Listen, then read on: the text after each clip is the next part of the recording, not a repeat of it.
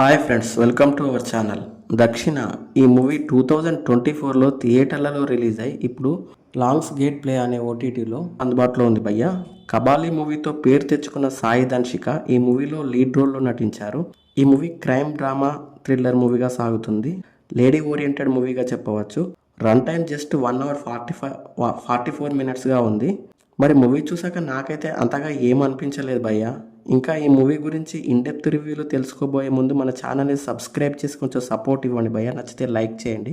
ఇక proper story line ఏంటంటే, ఒక సైకో అమ్మాయిని అతి దారుణంగా చంపేస్తుంటాడు. అయితే అతన్ని పట్టుకోవడానికి దక్షిణ ఏం చేసింది, అతన్ని ఎలా పట్టుకుంది, దక్షిణ లైఫ్లో సైకో వల్ల ఏం జరిగింది అనేది స్టోరీ అయితే రొటీన్గానే అనిపించింది.